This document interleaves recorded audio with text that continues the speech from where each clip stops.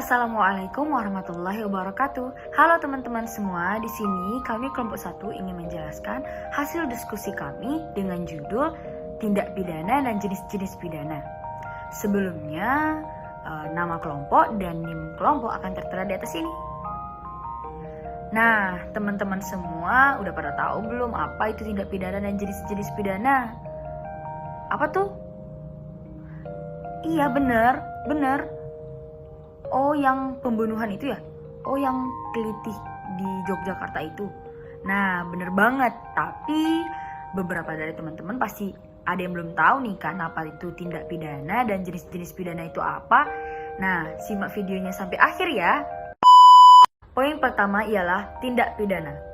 Tindak pidana adalah perbuatan yang melalaikan serta dilarang dan diancam dengan pidana terhadap siapa saja yang melanggar larangan tersebut. Menurut beberapa pendapat dari pakar-pakar hukum pidana ialah yang pertama dari Simons, menyatakan tindak pidana ialah suatu tindakan atau perbuatan yang diancam dengan pidana oleh undang-undang hukum pidana, bertentangan dengan hukum pidana dan dilakukan dengan kesalahan oleh seseorang tersebut yang mampu bertanggung jawab. Yang kedua, menurut Moljatno, yaitu perbuatan tindak pidana ialah perbuatan yang dilarang dan diancam dengan pidana terhadap siapa saja yang melanggar larangan tersebut.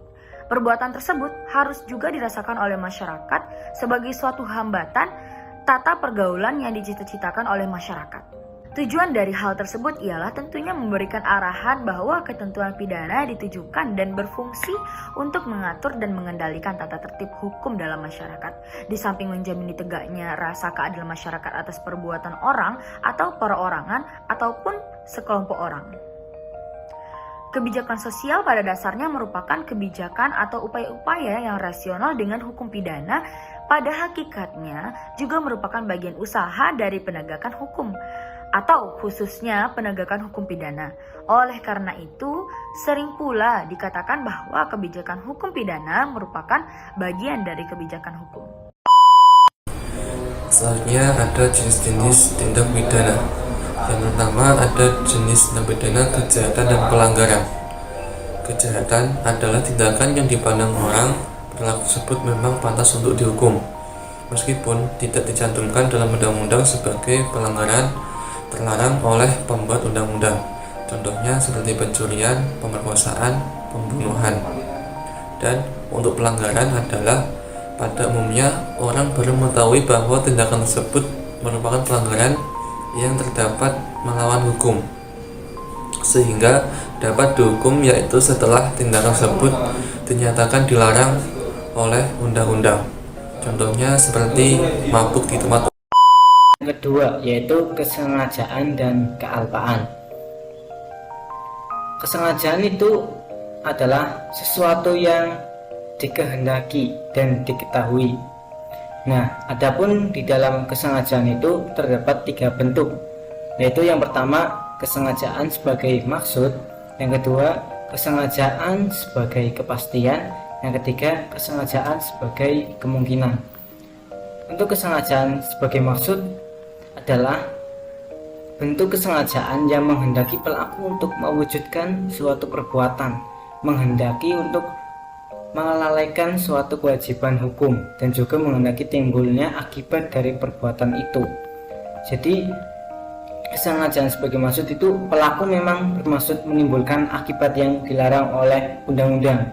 Sebagaimana contoh kasus yaitu seseorang ingin membunuh temannya, kemudian ia menembaknya menggunakan pistol di bagian kepala gitu. Untuk yang kedua yaitu kesengajaan sebagai kepastian, yaitu bentuk kesengajaan yang berupa kesadaran seseorang terhadap suatu akibat yang menurut akal manusia pada umumnya itu pasti terjadi dikarenakan dilakukannya suatu perbuatan tertentu, dan terjadinya akibat tersebut tidak dapat dihindarkan.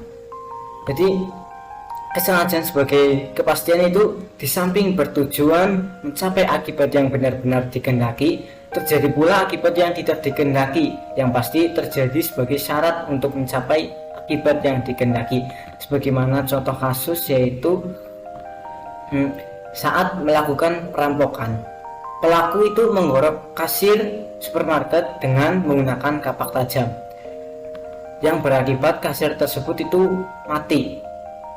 Meskipun kematian ini tidak diinginkan, namun siapapun pasti tahu menggorok orang dengan kapak yang tajam itu dapat menyebabkan seseorang itu mati. Kemudian yang ketiga yaitu kesengajaan sebagai kemungkinan, yaitu suatu kesadaran untuk melakukan perbuatan yang telah diketahuinya bahwa akibat lain yang memungkinkan akan timbul dari perbuatan itu yang tidak ia inginkan dari perbuatannya, namun si pembuat itu tidak membatalkan niat untuk melakukannya. Jadi menyadari kemungkinan adanya akibat yang dilarang dan kemudian akibat itu benar-benar terjadi. Sepertinya contoh kasus yaitu ada seorang terdakwa itu mengatakan bahwa ia tidak bermaksud untuk membunuh korban, tapi semestinya ia itu menyadari apabila sebilah pedang ditebaskan pada bagian badan manusia akan menyebabkan pendarahan yang hebat, dan kemungkinan besar si korban akan kehabisan darah yang akan mengakibatkan kematian. Selanjutnya yaitu kealpaan atau kulpa. Menurut pendapat para ahli, kealpaan ini disamakan dengan kelalaian dan kekurang hati-hatian. Kulpa ini dibedakan menjadi dua, yaitu kulpa levisisme dan kulpa lata. Kulpa levisisme adalah kealpaan yang ringan, yang mana pelaku itu sama sekali tidak pernah membayangkan kemungkinan timbulnya akibat yang dilarang, tetapi ternyata terjadi akibat. Kemudian, sedangkan yang kulpa lata adalah kealpaan yang berat. Apabila pelaku sudah membayangkan kemungkinan timbulnya suatu akibat yang dilarang, dan karena itu ia juga sudah berupaya agar tidak timbul akibat tersebut, namun akibat itu tetap terjadi. Dan kulpa lata itu dipandang sebagai suatu kejahatan karena kealpaan. Di sini saya akan menjelaskan tentang tindakan yang melanggar hukum. Tindakan yang melanggar hukum menurut hukum pidana. Yang pertama, perbuatan melawan hukum formil, yaitu perbuatan melawan hukum apabila perbuatan tersebut sudah diatur dalam undang-undang. Jadi, sandarannya adalah hukum yang tertulis. Yang kedua, perbuatan melawan hukum material, yaitu terdapat mungkin suatu perbuatan melawan hukum walaupun belum diatur dalam undang-undang. Yang di sini sandarannya adalah asas umum yang terdapat di lapangan hukum. Yang kedua, perbuatan melawan hukum dalam hukum perdata. Sejak tahun 1919 tersebut di negara Belanda dan demikian juga di Indonesia, perbuatan melawan hukum telah diartikan secara luas, yakni mencakup salah satu dari perbuatan-perbuatan sebagai berikut. Yang pertama, perbuatan yang bertentangan dengan hak orang lain. Perbuatan yang bertentangan dengan hak orang lain termasuk salah satu perbuatan yang dilarang oleh pasal 1365 KUH Perdata. Hak-hak yang dilanggar tersebut adalah hak-hak seseorang yang diakui oleh hukum, termasuk tapi tidak terbatas pada hak-hak sebagai berikut, yaitu hak-hak pribadi, hak-hak kekayaan, hak atas kebebasan, dan hak atas kehormatan dan nama baik.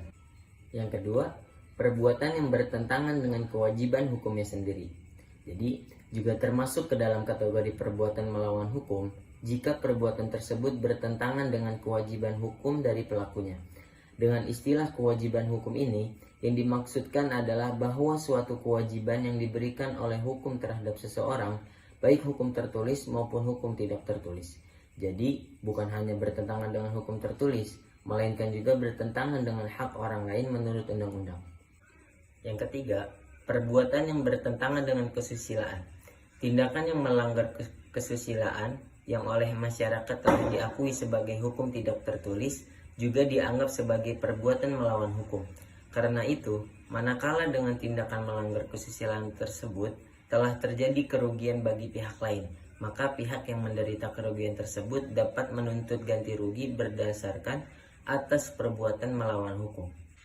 Adapun yang keempat, perbuatan yang bertentangan dengan kehati-hatian atau keharusan dalam pergaulan masyarakat yang baik.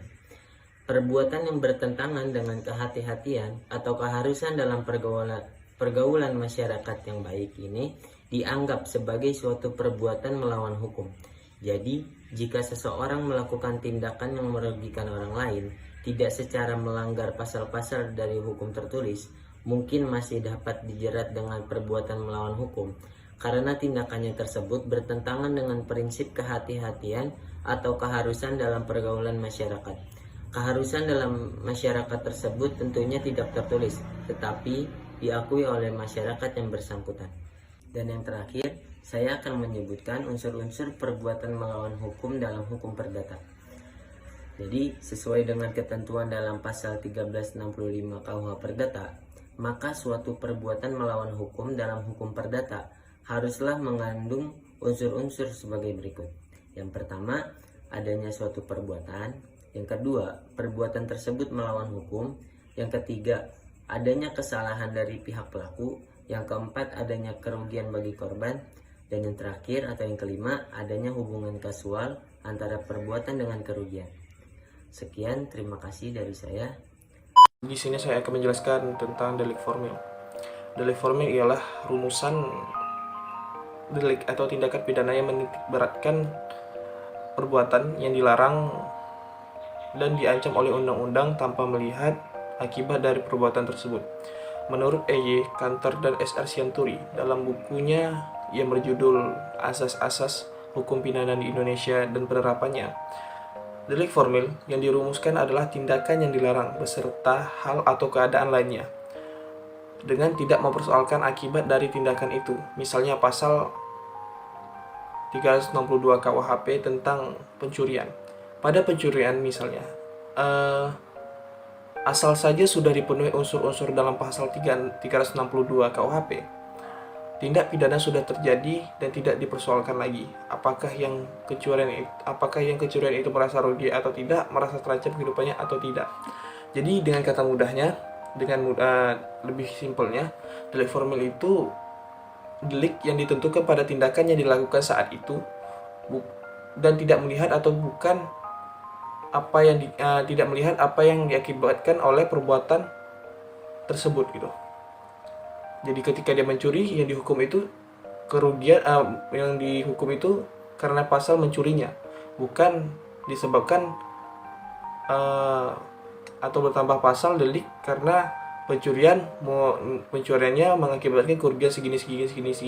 Tidak. Di sini saya akan menjelaskan tentang delik tunggal. Delik tunggal berdasarkan sumber yang saya dapat, yaitu delik tunggal adalah delik yang cukup dilakukan dengan sekali perbuatan. Artinya delik ini dianggap telah terjadi dengan hanya sekali perbuatan. Misalnya pencurian, pembunuhan, dan lain sebagainya. Adapun pasalnya yaitu dalam pasal 362 KUHP yang berbunyi barang siapa mengambil barang sesuatu yang seluruhnya atau sebagian punya orang lain dengan maksud untuk dimiliki secara melawan hukum, diancam karena pencurian dengan pidana paling lama 5 tahun atau pidana denda paling banyak Rp900. Ada juga pasal 38 KUHP yang berbunyi barang siapa dengan sengaja merampas nyawa orang lain, diancam karena pembunuhan dengan pidana penjara paling lama 15 tahun. Jadi, delik tunggal ini delik yang hanya dilakukan dengan sekali perbuatan. Sekali perbuatannya itu tapi dapat menghilangkan hak seseorang. Misalnya itu pembunuhan, menghilangkan nyawa seseorang. Kemudian untuk yang pencurian itu merampas barang seseorang dengan alasan yaitu untuk dimiliki ataupun sebagian yang diambil barangnya. Jadi intinya itu delik tunggal ini hanya berlaku untuk sekali perbuatan, tapi perbuatannya itu dapat menghilangkan hak seseorang seperti pembunuhan ataupun pencurian. Baik, kemudian saya akan menjelaskan sedikit materi selanjutnya tentang delik biasa. Sebelum itu, arti delik dalam KPBI adalah segala perbuatan yang dijatuhi atau dikenakan hukuman karena melakukan pelanggaran terhadap undang-undang atau tindak pidana. Kemudian delik biasa dapat diartikan sebagai segala tindak pidana yang proses penyidikan tanpa adanya persetujuan dari sang korban atau orang yang dirugikan. Dalam delik ini, proses hukum akan tetap dilakukan hingga akhir di meja persidangan, meskipun si korban atau orang yang merasa dirugikan atau yang dirugikan telah memaafkan atau berdamai dengan orang yang merugikan atau si pelaku kejahatan atau pelaku tindak pidana.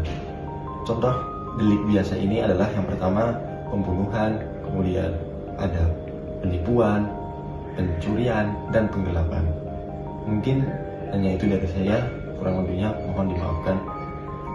Terima kasih.